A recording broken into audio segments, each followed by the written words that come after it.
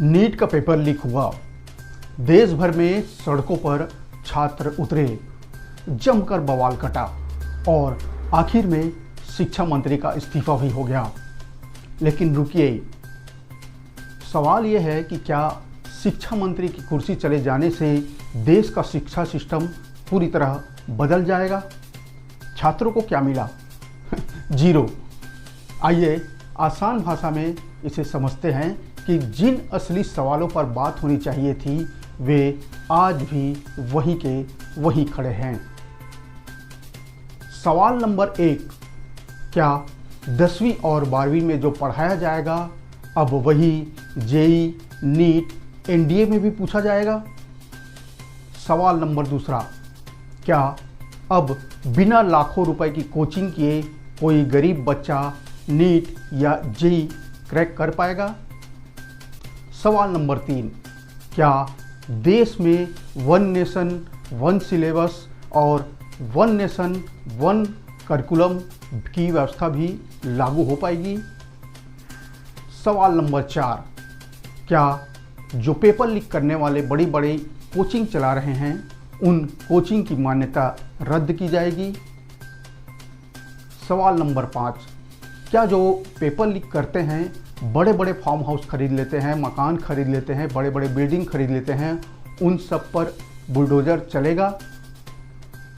क्या यह paper leak करने वाले जितने पूरे मास्टरमाइंड हैं, पूरा जो गैंग है, यह जो काला धन क्रिएट करते हैं, बेनामी संपत्ति बनाते हैं, उनके खिलाफ कोई कार्रवाई होगी?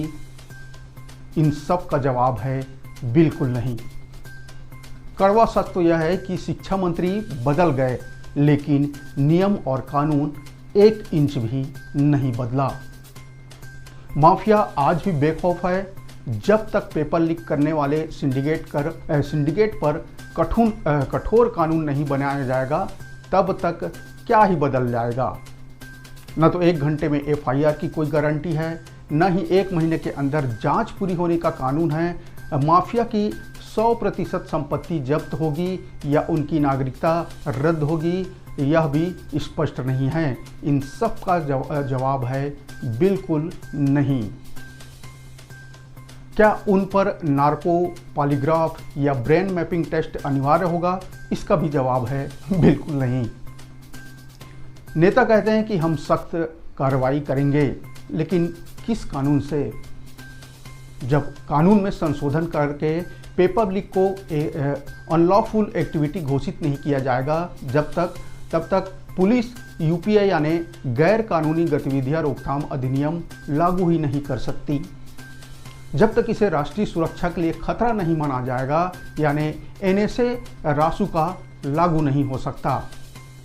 और जब तक धारा 111 यानी सेक्शन 111 और सेक्शन 113 में बदलाव करके इसे ऑर्गेनाइज्ड क्राइम या एक्ट ऑफ टेररिज्म नहीं माना जाएगा, तब तक सिर्फ छोटे छोटे प्यादे जेल जाएंगे और असली मास्टरमाइंड बाहर बैठकर फिर किसी नए पेपर की बोली लगाएंगे।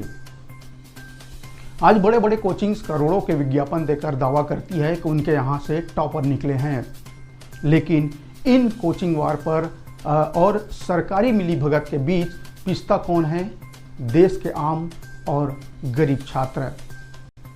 इसलिए आज इस मंच से देश के तमाम छात्रों और अभिभावकों से हमारी एक अपील है, राजनीति के चक्कर में मत पड़िए। मंत्री बदले या सरकार, पर जब तक one nation one education board नहीं बनता, तब तक कोचिंग माफियाओं पर बुलडोजर नहीं चलता, और जब तक सख्त कानून नहीं बनते, अपनी मांगों को लेकर आवाज़ उठाते रहिए, क्योंकि लड़ाई मंत्री के इस्तीफे की नहीं, लड़ाई व्यवस्था को बदलने की है। इस पर आपकी क्या राय है? कमेंट बॉक्स पर अपने विचार, राय जरूर लिखें। अभी बस इतना ही। नमस्कार, जोहार।